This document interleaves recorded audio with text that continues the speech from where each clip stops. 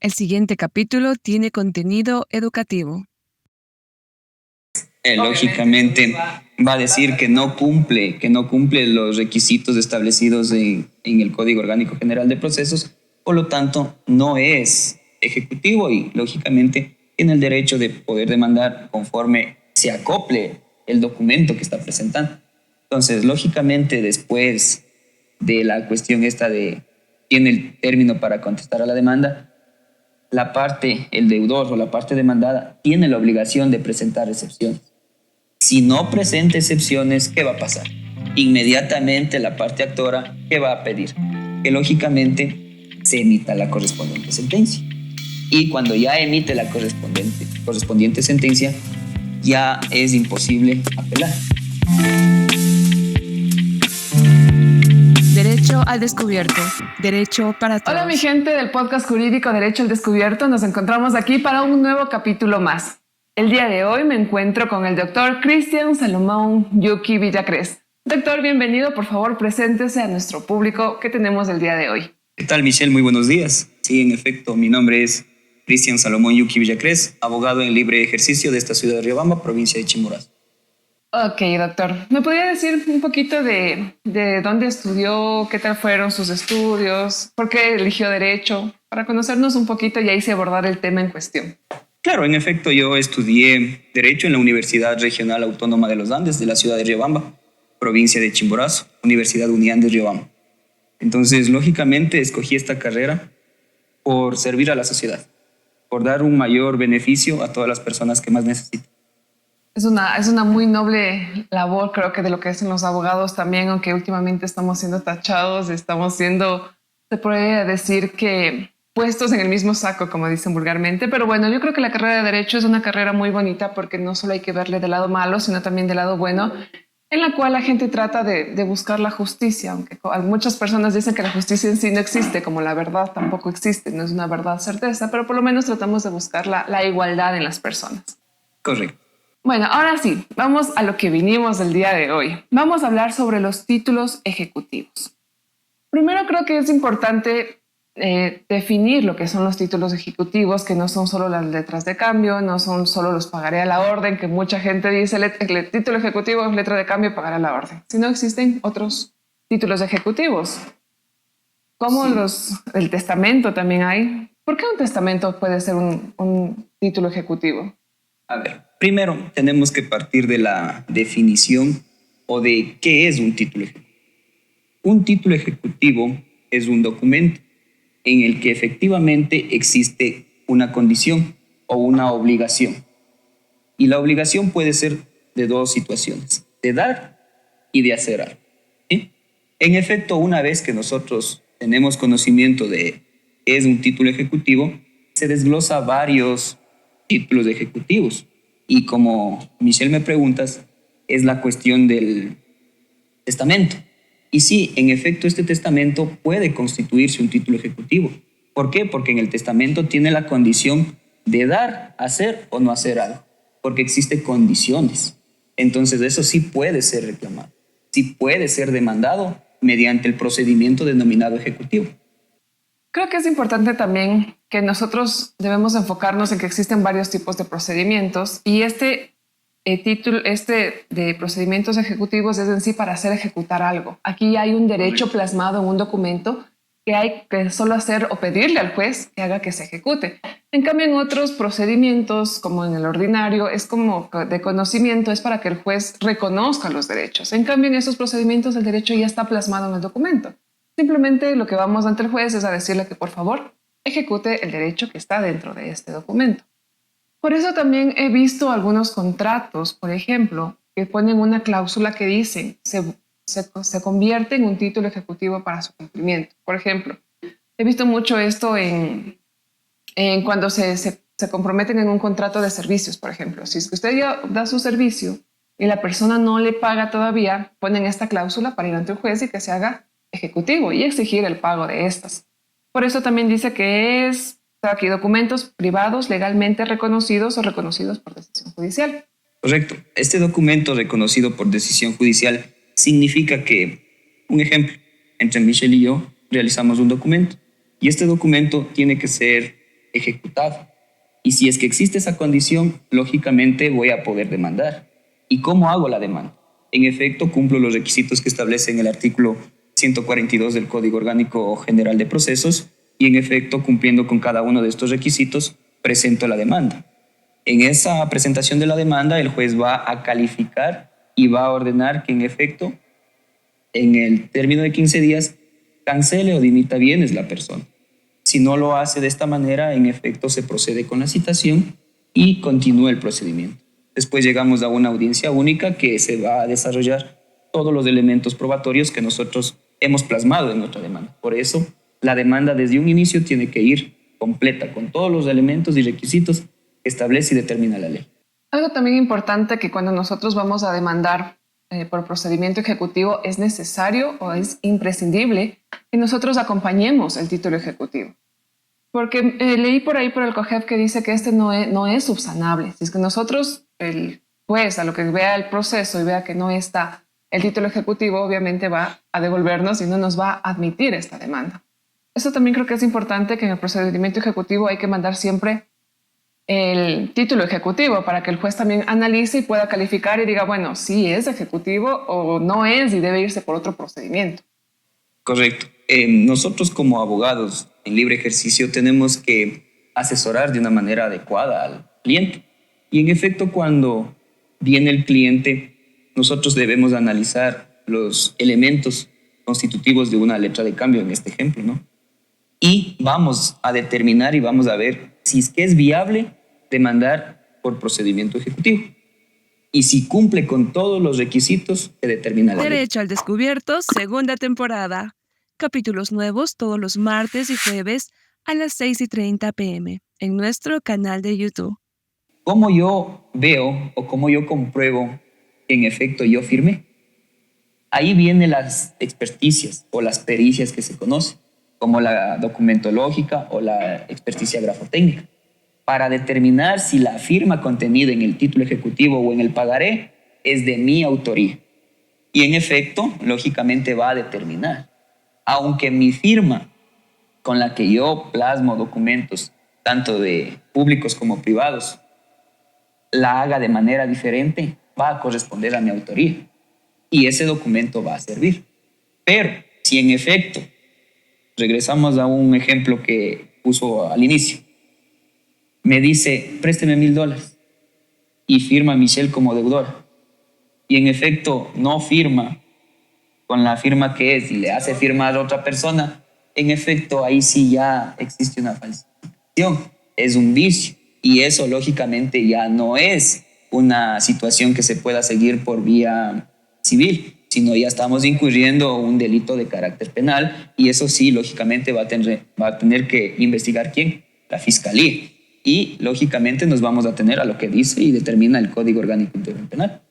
Ajá. Algo importante también es que nosotros debemos saber, creo que siempre debemos saber, no solo las personas que estudiamos derecho, los abogados, sino toda la ciudadanía en general, nunca firmen papeles en blanco, jamás firmen papeles en blanco, mucho menos letras de cambio, pagarés de la orden que se va a llevar la otra persona. Jamás firmen en blanco o un documento en blanco porque eso la ley lo reconoce que sí es algo válido. O sea, no pueden alegar ustedes diciendo es que yo cuando firmé estaba en blanco y la otra persona me llenó, porque eso ya les acarrea en sí una responsabilidad de lo que están firmando. Así que un tip muy importante para todos, no firmen cosas en blanco, ni tampoco letras en blanco, ni nada de eso, es muy importante.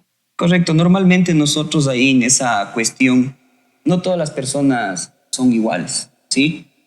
Cada persona tiene su sentir diferente y en efecto, si yo voy a suscribir una obligación y le digo a manera de garantía y le firmo en blanco, no vamos a saber, no vamos a determinar cuándo me van a poner el monto, cuándo me van a hacer cumplir la obligación. Con mi firma, lógicamente, todo el mundo piensa, no, solo es mi firma. Pero la firma es muy importante porque es el documento o es el respaldo de que usted cometió o hizo alguna obligación o adquirió una obligación, como estábamos hablando, de dar o no hacer. Supongamos que con mi firma me plasman o me montan un documento diferente y me pretenden sacar mis bienes, mis casas, mis carros y todo lo demás. Entonces afectaría a mi patrimonio. Solo confirmar un documento en blanco. imagínense, si vamos a hablar más de documentos como otro tipo de cuestiones, nos vamos a complicar y se nos va a alargar el Nos va a alargar el tiempo. Solo algo importante que justo ahorita me vino a la mente. Con esto de las firmas electrónicas, yo pienso que en un futuro tal vez las letras de cambio ya nos van a venir con firmas electrónicas, ¿no? Correcto. El problema de aquí es que cuando nosotros imprimimos un documento con firma electrónica ya no tiene validez. Entonces tendría que haber un análisis, supongo, de la Corte Constitucional en un futuro que exista si es que una letra de cambio, como es impresa o se imprime con la firma electrónica, deja de tener validez o no. Sería algo muy interesante que puede pasar en algún futuro, ya que las firmas electrónicas están tomándose bastante el espacio dentro de no solo procedimientos jurídicos, sino también en otros procesos. Sería algo muy interesante de tal vez hablar en un futuro cuando aparezcan esto. Bueno, ahora sí, vamos a un poquito más a ahondar sobre el procedimiento ejecutivo. Planteamos la demanda, como dice el artículo 142 del COGEF, el juez califica y viene la contrademanda también, la contestación a la demanda. De ahí, ¿qué más podríamos hacer? ¿Qué sigue? A ver, voy a aclarar una cuestión referente a las firmas electrónicas, si me permites, ¿no? En efecto, las firmas electrónicas no es nada nuevo. Ya existía anteriormente, ¿no? Sino que se puso de moda como ser a raíz de la pandemia, porque lógicamente no existían las ventanillas presenciales, pero la justicia sí trabajaba. Y en efecto, los profesionales del derecho teníamos que presentar lógicamente nuestras contestaciones, nuestros escritos, todo tipo de documento jurídico. Entonces, referente a la cuestión de una validez de una firma electrónica en un documento denominado letra de cambio, perdería la condición de validez. ¿Por qué? Porque como la palabra le indica, electrónica, y tiene un código para validar. Entonces, si yo le firmo electrónicamente, eso me va a servir a mí electrónicamente. Pero si yo imprimo, pierde la validez. Como pierde la validez, yo tendría que certificar esa letra y hacer un acto notarial para que esa tenga validez. ¿Por qué? Porque la firma electrónica y la firma manuscrita tiene la misma validez, porque lógicamente esto queda registrado en una base de datos, ya sea del Consejo de la Judicatura, del Registro Civil, del Banco Central del Ecuador y diferentes tipos de organismos que ofertan este tipo de firma electrónica. Entonces, sí tendría validez, pero como una C. Ahí sí tendría validez, sí, porque eso me preguntaba, porque como lo dice, la firma electrónica es para medios electrónicos. Uh-huh. En cambio, cuando ya se imprime un documento con firma electrónica, pierde total validez. Entonces, partiendo de esta cuestión, sí podríamos demandar esta cuestión con firma electrónica. ¿Por qué? Porque tanto la persona que presta el dinero y la persona deudora van a firmar con firma electrónica. Y el Consejo de la Judicatura tiene su plataforma o su página para poder ingresar demandas de manera electrónica. Entonces sí se puede ingresar. Sí se puede ingresar. ¿Por qué? Porque, nosotros estábamos hablando de adjuntar el título ejecutivo de manera original. Entonces estamos presentando el título ejecutivo de manera original. ¿Por qué? Porque está firmándose con firma electrónica. Y es por medios electrónicos. Y no es por medio electrónico. Si no, claro, se está enviando directamente al PDF. Igual, tanto la firma del abogado también va a ser de manera electrónica y se va al sistema y es un poco más rápido, más ágil porque se ingresa la demanda de manera electrónica. Ahí, lógicamente, ya cuestión de cada abogado tener el archivo, la impresión y todo y ya. Yo creo que esos procedimientos se van a dar ya seguido en unos años después, porque ahorita todavía, hasta ahora no he visto una letra de cambio o un pagaré la orden firmada con con una firma electrónica. La verdad es que no he visto, pero no creo que falte mucho tiempo para que podamos ver eso. Bueno, ahora sí, vamos al procedimiento ya en sí cuando estamos demandando. ¿Qué sucede? Yo creo que una estrategia que se utiliza es que cuando planteamos la demanda para que se ejecute el título ejecutivo, valga la redundancia, también debemos como que ya pedirle al registro, por ejemplo, el registro de la propiedad o que nos digan en un certificado qué bienes nomás tiene el señor, como que para poder retenerle los bienes hasta que se dé el procedimiento y que nos pueda pagar. Correcto. Ahí, dentro de lo que establece la demanda, tenemos la cuestión de que nosotros podemos pedir providencias preventivas. ¿Y cómo pediríamos providencias preventivas? La cuestión es la siguiente. A manera de estrategia de cada profesional del derecho, puede, con una petición, conforme establece el artículo 66-23 de la Constitución, podemos pedir un certificado de bienes al registro de la propiedad y me van a determinar qué bienes están a nombre del deudor. Y de ahí, del bien, ya saco un certificado de gravamen específico y le pongo una prohibición, supongamos en un terreno, ¿ya? Ahora, si tiene vehículos, puedo pedir un certificado único vehicular, ya determinando la placa. Pero si no sé qué vehículo tiene, puedo pedir un certificado de poseer vehículo. Y ahí me van a determinar si tiene 1, 2 o 3. Y lógicamente voy a sacar ya el certificado único vehicular y le mando, lógicamente puede ser un secuestro. Y ya aseguro que la obligación que tiene que cancelarme, asegurar, o sea, Claro, ya de asegurar manera... ¿de dónde va a pagar? De dónde va a pagar. Y ahí, lógicamente, va a tener mayor peso, mayor fundamento la cuestión para que se pueda de esta manera legalizar el cobro. ¿Sí? Sí, de hecho sí, he visto porque lastimosamente la justicia aquí en el Ecuador no es ágil, los procedimientos se demoran, entonces a una persona le llega ya la demanda y él ya, de una, esto voy a poner al nombre de mi hija, esto voy a poner al nombre de mi tía o de mi abuelita y así. Entonces por eso creo que los abogados tienen que ser hábiles y en la demanda mismo pedir estas ayudas judiciales para ver qué bienes tiene a su nombre y ya ponerle un gravamen si es que es una propiedad y ponerle esta prohibición de enajenar como que para defender, para procurar que se vaya a tratar de ejecutar este derecho que está en los títulos ejecutivos. Es bastante de ayuda y de hecho sí he visto bastantes abogados que utilizan esta estrategia. Bueno, ahora sí, después de que va la demanda, califica la demanda, ¿qué más? Vamos a hablar entonces de las excepciones también en el procedimiento ejecutivo.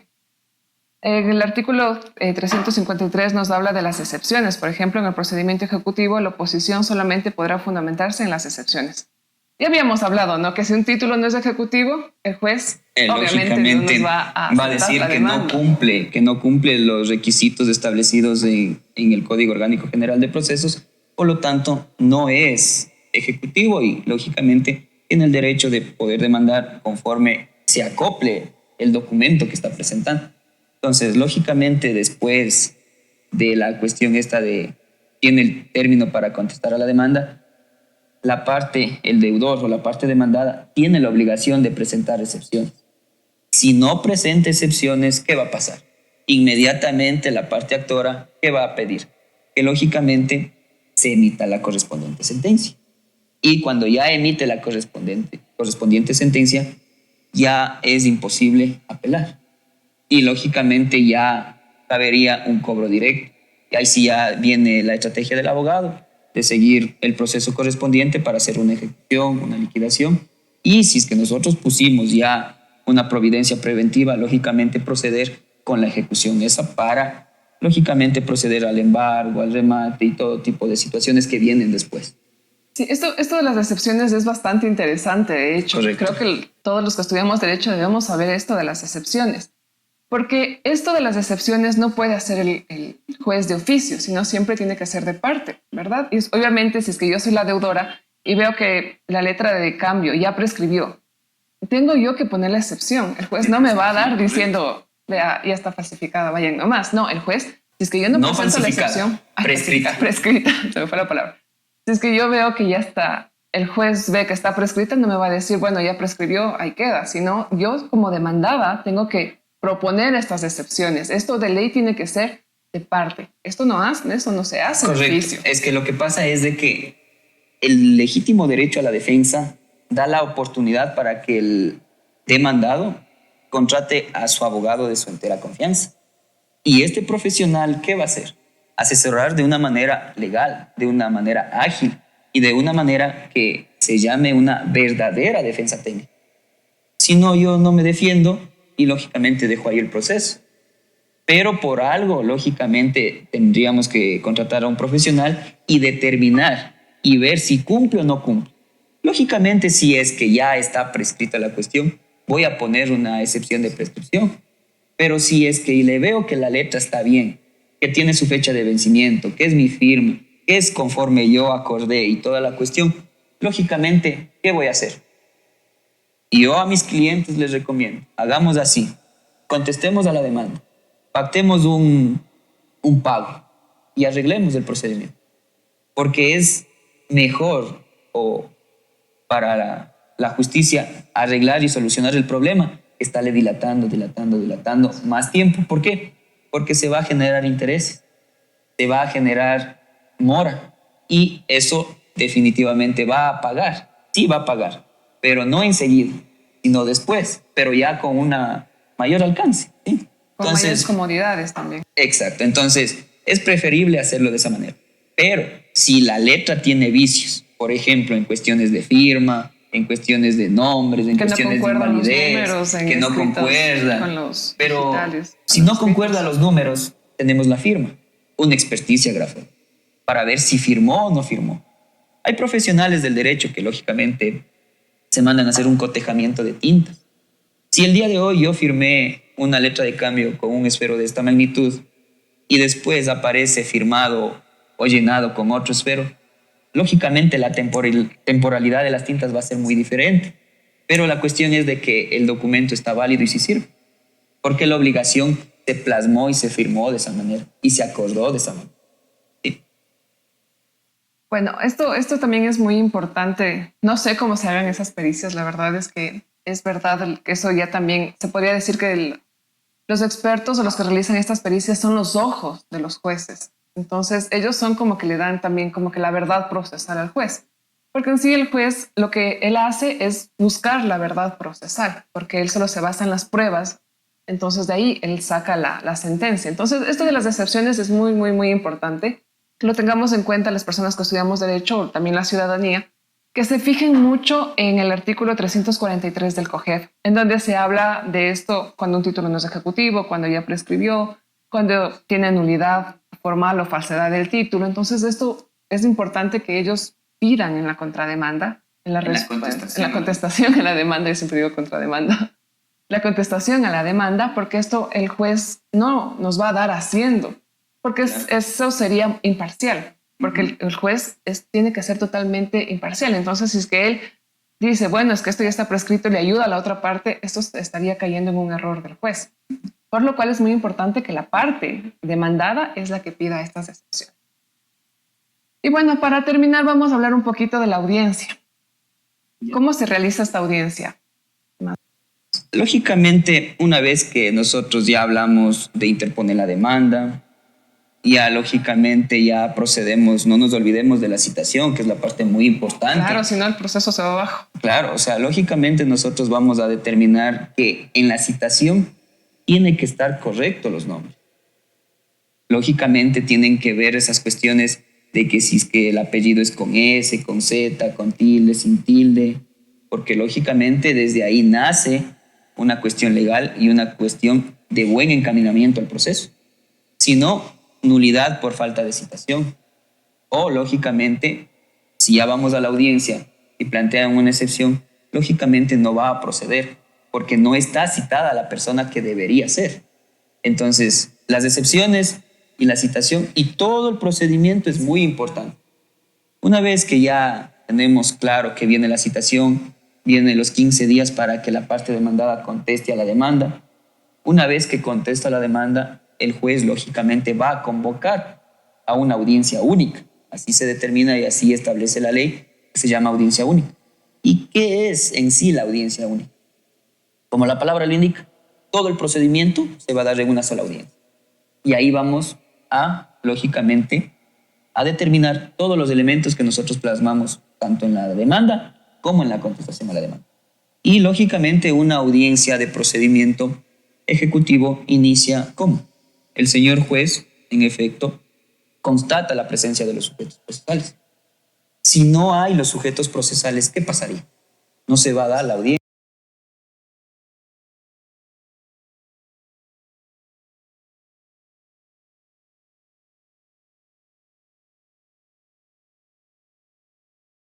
En efecto, deben ser puntuales las diligencias. Si se convocó para el día lunes 9 de la mañana, pues a las 9 de la mañana se debe dar la audiencia. Y tiene que estar el actor con su defensa técnica y el demandado con su defensa técnica. Si no se presenta el actor, abandona. ¿Ya? Entonces, complementando con lo que estábamos conversando, Que tienen que estar los dos sujetos procesales. Tienen que estar los dos sujetos procesales con las defensas. Y en efecto, una vez que constate la presencia de los sujetos procesales, el señor juez concede la palabra ¿a quién? En primer lugar, al abogado de la parte demandada. ¿Para qué? Para que presente las excepciones. Ahí el abogado va a presentar las excepciones. Lógicamente, si no ha presentado excepciones, no se va a dar ese punto y habla el abogado de la parte actora. Y como primer punto o elemento de la audiencia única, va a hablar de validez del proceso. Ahí, lógicamente, si nosotros como parte actora hicimos bien el proceso, estamos estableciendo que se ha respetado ciertos elementos. El debido proceso, que se ha citado, y lo que contempla el artículo 107 del Código Orgánico General de Procesos, que viene a ser las solemnidades sustanciales. Y el juez o el abogado le pide al señor juez que todo lo que se ha actuado hasta ese momento se declare válido y continúe con la tramitación del proceso. En efecto, una vez que ya se establece este punto, habla la parte demandada por intermedio de su abogado y refiere lo mismo. Si está o no de acuerdo con la validez del proceso. Y ahí él también tiene la oportunidad para decir, vea, señor juez, no, está bien el nombre, sí está bien el nombre, o solicito que se declare la nulidad porque no se ha citado. Por ejemplo, hay cuestiones en las que se demanda al deudor principal y al deudor solidario o garante. Y supongamos que solo citamos al deudor principal y nos falta al deudor solidario. Y por un error, lógicamente involuntario, el abogado de la parte actora pidió audiencia y no se percataron y concedieron la audiencia, lógicamente ahí es una cuestión de que sí se puede arreglar. Se puede mandar a citar y lógicamente se puede convocar nuevamente a audiencia seguidamente. Una vez que ya se habla de todas estas cuestiones de validez, de procedimiento y todo, el señor juez, mediante autointerlocutorio, declara válido el proceso. Continuando con la sustanciación de la audiencia, viene a establecer el punto u objeto de debate, o la controversia, o como nosotros conocemos lo que pretendemos, o sea, la pretensión, ¿sí? Entonces, lógicamente, ¿cuál sería el objeto de la controversia? Ver la procedencia, si como parte actora estoy reclamando el título ejecutivo en una cantidad de $10,000, si procede o no procede. Ese va a ser el objeto, o sea, eso va a ser la pelea, ese va a ser la controversia. Y en base a eso va a aceptar la parte actora y la parte demandada. Y lógicamente le pregunta el juez si está de acuerdo o no con eso. Continuando con la sustanciación de la audiencia, ahí sí viene la cuestión de lo que determina el artículo 190, los métodos alternativos de solución de conflictos. Antes de continuar con la segunda fase de la audiencia, que vendría a ser los alegatos, la prueba y el alegato final. Entonces, si nosotros en efecto estamos conscientes de una cuestión, de una obligación de dar y de hacer, voy a llegar a un acuerdo y ahí finaliza el juicio. ¿Por qué? Porque estamos llegando a un acuerdo mediante una autoridad. Y lógicamente el juez no es una persona que le va a obligar a conciliar, que le va a obligar a mediar o le va a obligar. No, el juez ahí en ese momento se convierte en un árbitro, en una persona que lógicamente le va a dar luces y le va a decir, vea, puede como arreglar. Un mediador más o menos. Exacto. Puede hacer una negociación, un convenio, un acuerdo, un pago. Y lógicamente si la parte acepta, en efecto, ahí finaliza. Pero si no hay conversación y las posiciones son muy diferentes a lo que quieren establecer, en efecto vienen los alegatos y lógicamente vamos a evacuar la prueba y por el principio de publicidad, contradicción, se va a debatir esta prueba. Y lógicamente ahí ya se alarga la audiencia. Exactamente. Tanto el abogado de la parte actora como el abogado de la parte demandada va a presentar en su momento procesal, legal y oportuno. Una vez que ya se sustancia todo esto, va con el alegato final o alegato de clausura, como se conoce, y ahí vamos a detallar minuciosamente todo lo que ha pasado en la audiencia. Y, en efecto, el abogado de la parte demandada también va a dar su alegato. El uno pidiendo que se le pague, el otro, lógicamente, no sé cuál sería el mecanismo de defensa, que lógicamente ya va en referencia a la contestación. Pero normalmente es que se deseche la demanda por falta de prueba o que no está de acuerdo con las pretensiones o cualquier otro tipo de cuestión. Entonces ahí, en efecto, el juez tiene su tiempo prudencial para resolver y la respuesta o la resolución debidamente motivada hace llegar por escrito, pero en una audiencia oral pública y contradictoria, él ya dice si acepta, niega y ordena que pague. Entonces, eso ha sido casi en resumen todo lo que pasa en una audiencia única o en un procedimiento de carácter ejecutivo por cobro, ya sea de un pagaré, de una letra de cambio o de los documentos que lógicamente determina el Código Orgánico General de Proceso. Exacto. Una cosa más para acotar que creo que me parece interesante es que para que nosotros pidamos la ejecución de estos títulos, tienen que estar ya en plazo vencido.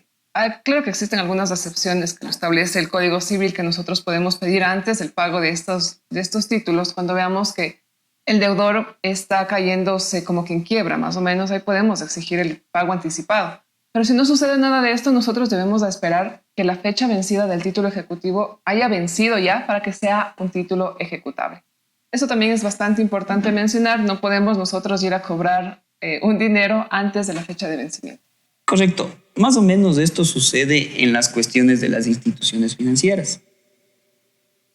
Por ejemplo, una institución financiera concede un préstamo de $10,000 a una persona que lógicamente quiere hacer un emprendimiento o alguna otra cuestión y establece una tabla de amortización. Un ejemplo, esos $10,000 van a ser pagaderos en 5 años. Y un ejemplo, cada 15 tiene que pagar la letra. Ya. Si en efecto la deudora o el deudor no ha cancelado 1, 2, 3 o 4 letras, la institución financiera tiene la obligación de declarar vencido la totalidad de la deuda. ¿Sí? Entonces ahí ya le va a demandar y va a iniciar el procedimiento. Y lógicamente algunas instituciones financieras dicen, no, esto ya se debe arreglar en el juzgado. Y es lógico que se debe arreglar en el juzgado porque ya cayó en mora o no pagó 4 deudas, 4 letras, 4 cuotas vencidas. Y en efecto eso ya se debe consignar en el juzgado. Ahí lógicamente tendría que esperar el procedimiento que ya hemos venido hablando. Pero sí, las instituciones financieras sí pueden declarar de plazo vencido toda la obligación. No es que yo como parte voy a esperar a que se cumplan los años y ahí después, no. Y lógicamente también para eso las instituciones financieras tienen sus abogados de cobranzas que lógicamente le notifican. Señorita Michelle debe tanto, señorita Michelle va y paga. Pero lógicamente si es reiterativo esta cuestión, ya la cooperativa lógicamente se va a cansar de esperar sí, se va a procedimiento, y ahí sí ya va a proceder a demandar. Lo que hacen los abogados de las instituciones financieras es notificar que existe una deuda, notificar que existe un valor pendiente, que existe un amor y que se ponga al día antes de iniciar un juicio. Y es preferible cancelar a que se siga un procedimiento más complicado. Lógicamente, ¿por qué? Porque la persona va a estar encaminada más en problemas. Y lógicamente eso afectaría... La mora no se detiene tampoco. Claro, la mora no se detiene, pero lógicamente afectaría a mi cuestión, a mi condición crediticia. Afectaría el buró de crédito, el score crediticio, que lógicamente es algo importante. ¿Para qué? Para que las instituciones financieras, casas comerciales, me puedan conceder un préstamo o una cuestión económica. Porque si me ven menos de los 1,000, en efecto me va a decir, no, este señor es moroso, no cancela. No. Entonces es preferible nosotros, si dice el día 15, pues tendríamos que cancelar hasta el día 15. Igual, lógicamente, esas cuestiones tenemos que ya tener pendiente y como adquirimos una obligación, ser conscientes y cancelar. ¿Sí? Bueno, eso sería todo sobre el procedimiento ejecutivo. Si tienen alguna duda, alguna pregunta, déjennoslo saber en los comentarios. Nosotros estaremos gustosos de responder sus preguntas.